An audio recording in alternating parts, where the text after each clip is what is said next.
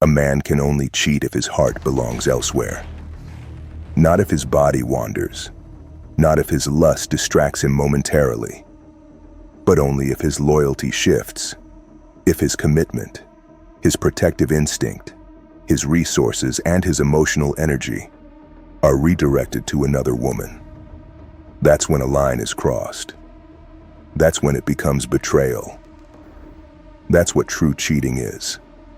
A fracture of purpose, not a moment of release.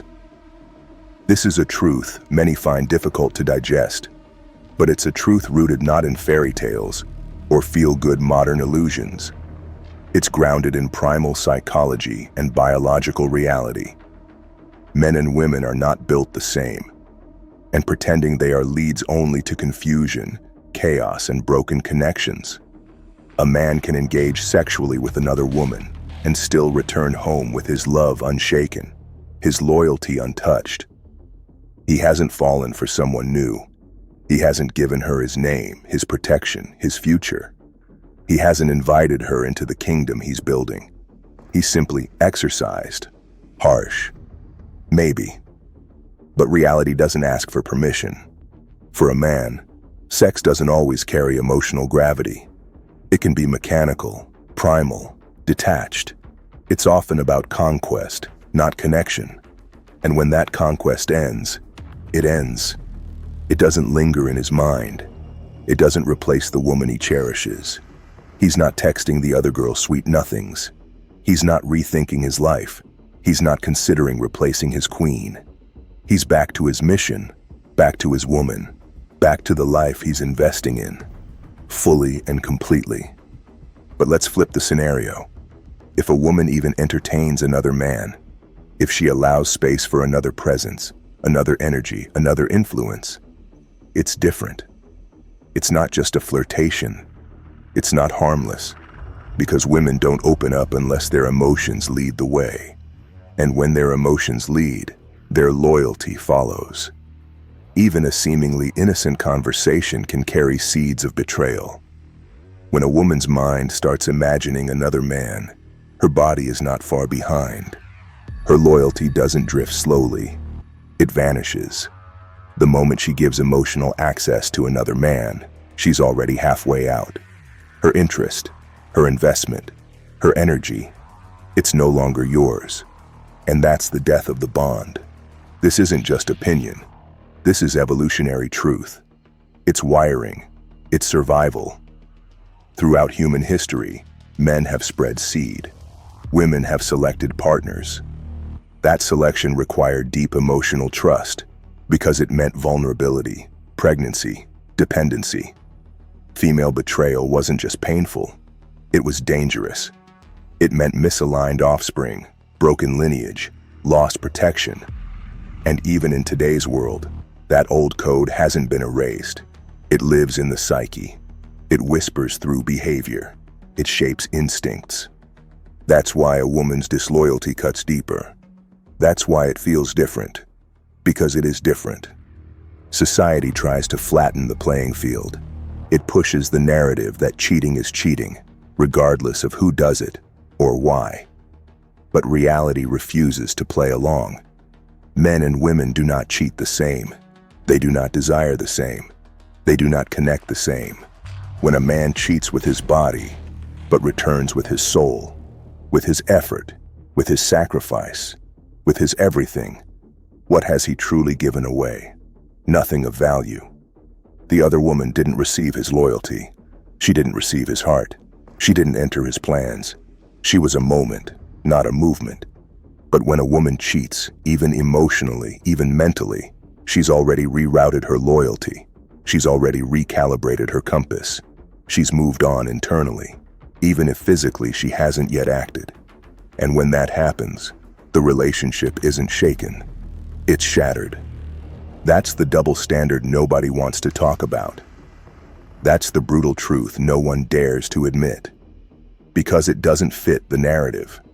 Because it makes people uncomfortable. Because it forces accountability. But the facts remain. A man can love one woman and still sleep with another without compromising his loyalty. A woman who emotionally invests in another man has already broken the bond. You may not like it, but nature doesn't care about your feelings. The emotional weight is different. The risk is different. The wiring is different. Loyalty for a man is shown through provision, protection, sacrifice, presence. For a woman, it's shown through exclusivity, emotional intimacy, and submission to one man's leadership. So when a man returns home, provides, leads, defends, uplifts, and his momentary lapse didn't rob you of any of that, what exactly did he cheat on? But if a woman begins to fantasize about another man, share parts of herself with him, laugh with him, open up to him, her man has already lost, because she's already gone. So now we get to the core that really cuts. Why does this truth trigger so many? Why does the mere suggestion that male and female cheating are different send people into denial, outrage, and mental gymnastics? Because deep down, people want fairness more than they want truth. But biology doesn't care about equality. Nature doesn't run on fairness. It runs on function, survival, hierarchy, reproduction, stability. And when it comes to relationships, emotional betrayal from a woman destabilizes everything. Because for men, loyalty is purpose-driven. For women, loyalty is emotional-driven. One builds empires, the other nurtures legacy. That's why the damage isn't symmetrical. When a man slips and comes home, his structure remains. When a woman shifts her heart, the structure collapses. Men, despite their mistakes, can still serve their mission. But when a woman checks out emotionally, her nurturing, her bonding, her trust, her submission, it's all redirected. Her man is no longer her anchor. He becomes a placeholder. Now let's take it even deeper. Why do high-value men have historically been forgiven for indiscretions, while high-value women are immediately disqualified by theirs? Because men's value is earned over time, through power, wisdom, resources, battle scars. A man who builds empires has options.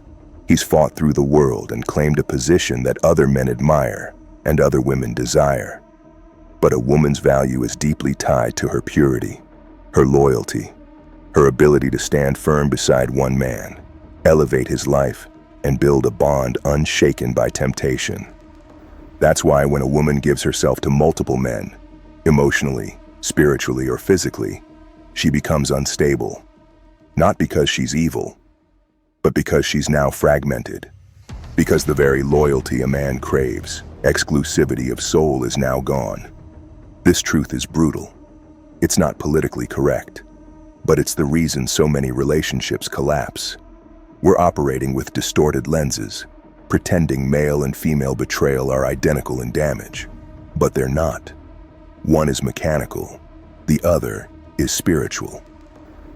And let's address the final excuse. But what if he cheats often? What if it becomes a habit? Then he's no longer leading. Then he's no longer protecting. Then he's no longer giving his woman a secure throne beside his. That's when it does become betrayal. Not because of the sex, but because of the shift in commitment, the weakening of discipline, the loss of mission. The moment he starts treating his woman like one of many, instead of the one who shares his name, his legacy, and his respect, he becomes replaceable. He becomes disloyal. Not because he had sex, but because he stepped off his throne. That's the nuance. That's what separates the kings from the degenerates. Loyalty isn't about celibacy. It's about priority. It's about who gets your protection, who gets your sacrifice, who gets your legacy. And when that remains untouched, when your actions don't shake your structure, what you did with your body isn't betrayal. It's irrelevant. So to all the men, protect your kingdom. Don't abuse this truth as a hall pass, because the moment you dishonor your queen, you lose your crown. And to the women, stop comparing male and female nature like it's a mirror. It's not. Understand your power lies not in being equal, but in being essential. Loyalty isn't weakness, it's divine leverage. And when you waste it, you forfeit your throne. Truth hurts. But nature doesn't lie. And if you want a bond that lasts, stop trying to rewrite biology. Start learning how to respect it.